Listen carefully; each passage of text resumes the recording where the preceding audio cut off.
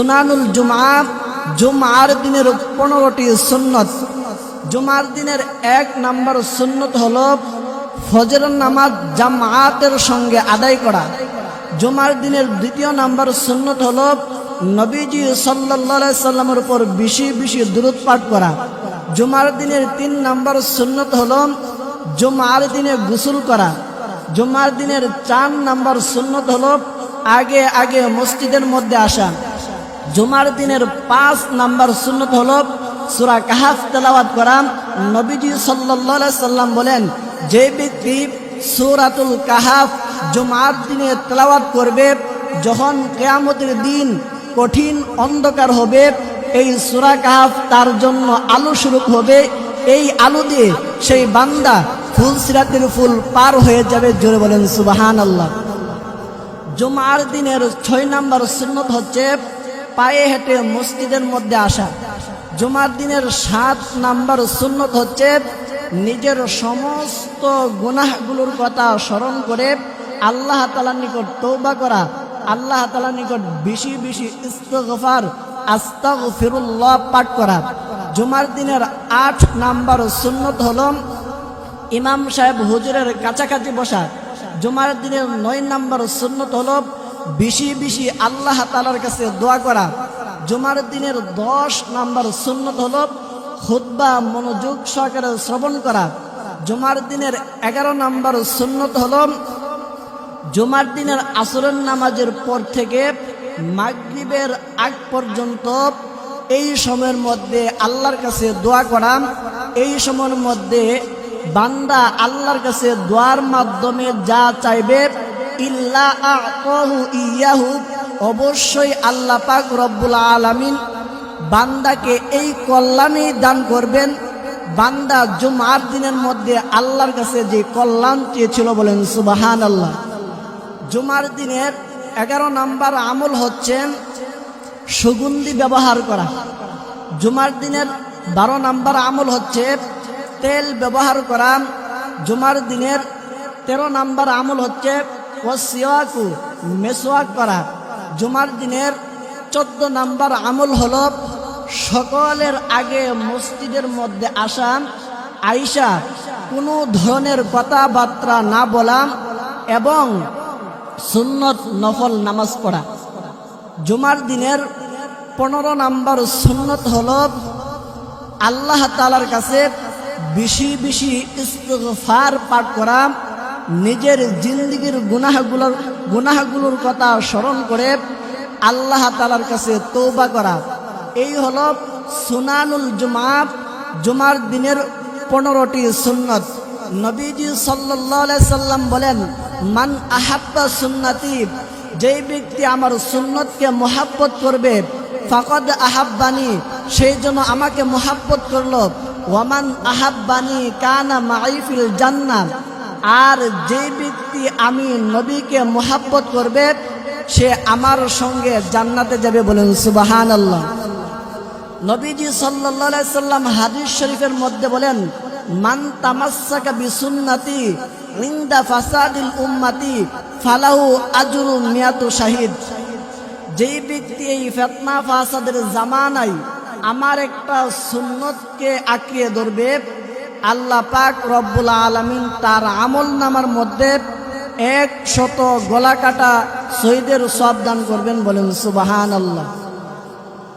বুখারী শরীফের 2312 নম্বর হাদিসের বর্ণনা, আন আবি হুরায়রা রাদিয়াল্লাহু তাআলা আনহু قال, নবীজির সাহাবা হযরত আবু হুরায়রা রাদিয়াল্লাহু তাআলা আনহুর বর্ণনা, قال রাসূলুল্লাহ সাল্লাল্লাহু আলাইহি ওয়াসাল্লাম, নবীজি সাল্লাল্লাহু আলাইহি সাল্লাম বলেন, ইযা তালাত আলাইহি শামসু ইয়াউমাল জুমআহ, যেই দিনগুলোতে সূর্য উদিত হয়, যেই দিনগুলোতে সূর্য ওঠে, এর মধ্যে সর্বশ্রেষ্ঠ দিন হলো জুমার দিন। ও খুলিকা আদম, এই দিনের মধ্যে আদম আলাইহিস সালামকে সৃষ্টি করা হয়েছে।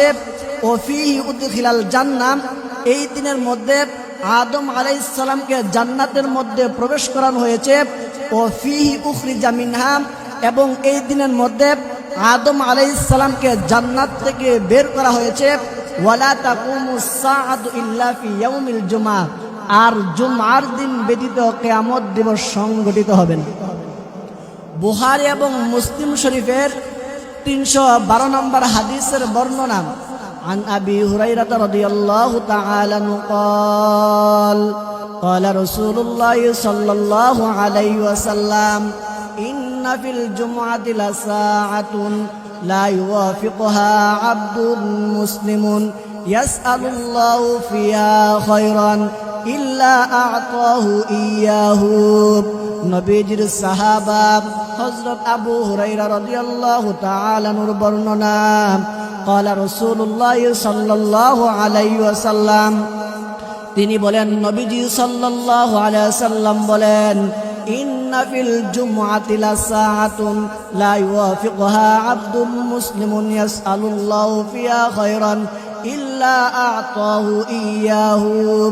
নিশ্চয় জুমার দিনের মধ্যে এমন একটি মুহূর্ত রয়েছে, এমন একটি সময় রয়েছে, যদি কোনো বান্দা এই সময়ের মধ্যে, এই মুহূর্তের মধ্যে আল্লাহ তাআলার নিকট কোনো কল্যাণ চায়, আল্লাহ তাআলার নিকট কোনো কল্যাণ প্রার্থনা করে, ইল্লা আ'তাহু ইয়াহু, অবশ্যই আল্লাহ পাক রব্বুল আলামিন ওই বান্দাকে ওই কল্যাণ দান করবেন। জুমার দিনের মধ্যে বান্দা আল্লাহর কাছে যে কল্যাণ চেয়েছিল, বলেন সুবহানাল্লাহ। মুহাদ্দিসিনগণ এবং ইসলামী স্কলারগণ বলেন, এই সময়টা হচ্ছে জুমার দিনের আসরের নামাজের পর থেকে মাগরিবের আজানের আগ পর্যন্ত। এই সময়ের মধ্যে যদি কোনো বান্দা আল্লাহর কাছে দোয়া করে কোনো কিছু চাই, ইল্লা আ'তাহু ইয়াহু, অবশ্যই আল্লাহ পাক রব্বুল আলামিন এই বান্দাকে ওই কল্যাণ দান করবেন জুমার দিনের মধ্যে বান্দা আল্লাহর কাছে যে কল্যাণ চেয়েছিল। বুখারী শরীফের বর্ণনা, عن سلمان رضي الله تعالى عنه قال قال رسول الله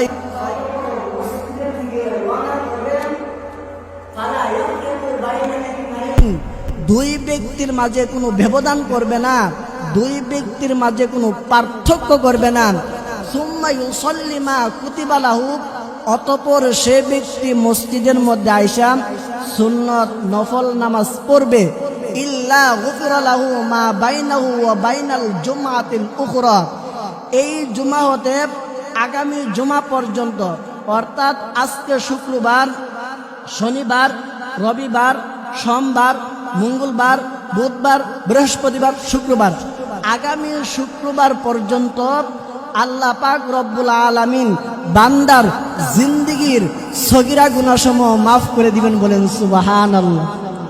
বুখারী শরীফের মধ্যে হাদিসটি বর্ণিত, عن أبي هريرة رضي الله تعالى عنه قال, নবীজির সাহাবা হযরত আবু হুরায়রা রাদিয়াল্লাহু তাআলা আনহুর বর্ণনা, قال رسول الله صلى الله عليه وسلم, তিনি বলেন, নবীজি সাল্লাল্লাহু আলাইহি ওয়াসাল্লাম বলেন, ইদা মাতাল ইনসান, যখন মানুষ মারা যায়, যখন মানুষ মৃত্যুবরণ করে, ইন কাতা আনহু আমালুহু, তখন তার নেক আমলের দরজা বন্ধ হয়ে যায়, নেক আমল করার মতন যোগ্যতা ইজতিহাদ তার থাকে না, ইল্লা মিন সালাসাতিন, তবে তিনটা জিনিস সদা সর্বদা তার কবর মধ্যে যাইতে থাকে।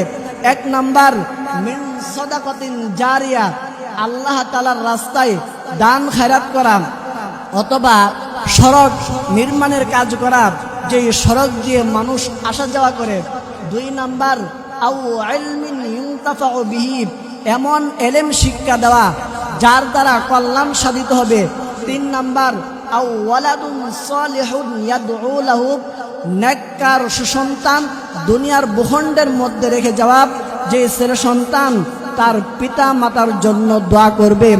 মানুষ মৃত্যুবরণ করার পরেও তার কবর মধ্যে এই তিনটা জিনিস যাইতে থাকে। বুখারী শরীফের 4452 নম্বর হাদিসের বর্ণনা, عن أبي هريرة رضي الله تعالى عنه قال قال رسول الله صلى الله عليه وسلم اجتنبوا السبع الموبقات قالوا يا رسول الله وما هن قال الشرك بالله والسحر وقتل النفس التي حرم الله إلا بالحق وأكل الربا وأكل مال